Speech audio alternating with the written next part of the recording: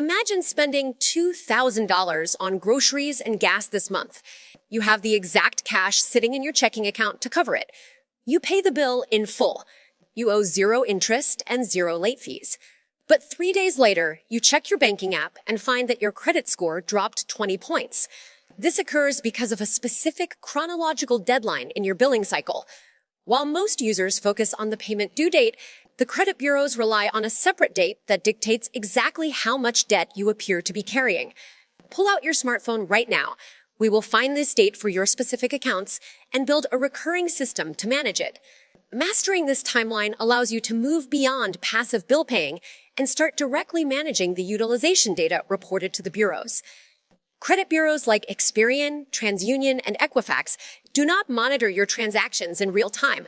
They don't see your payments the moment you make them. Your bank takes a frozen photograph of your balance on your statement closing date. This snapshot locks in your utilization for the month. Because your due date arrives 25 days later, the bureaus have already recorded your high balance by the time you pay. To reach elite scoring tiers, you must manage the snapshot. While 30 on the actual statement, find the line labeled Statement Closing Date or Billing Cycle End Date. Step 2. Open your calendar app and create a recurring monthly reminder for exactly 3 days before that closing date. This 3-day buffer is necessary because bank transfers usually take 1 to 2 business days to clear.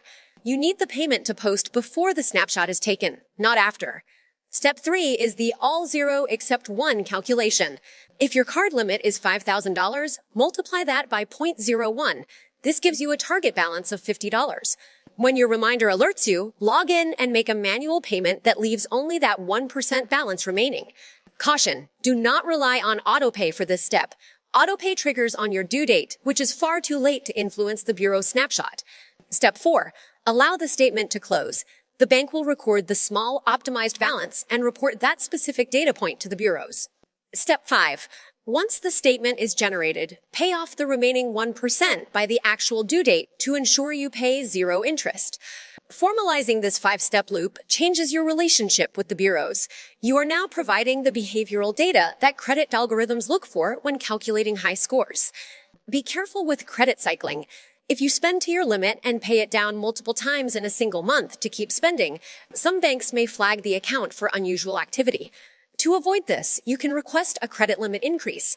A higher limit provides more room for your regular expenses and naturally lowers your utilization percentage.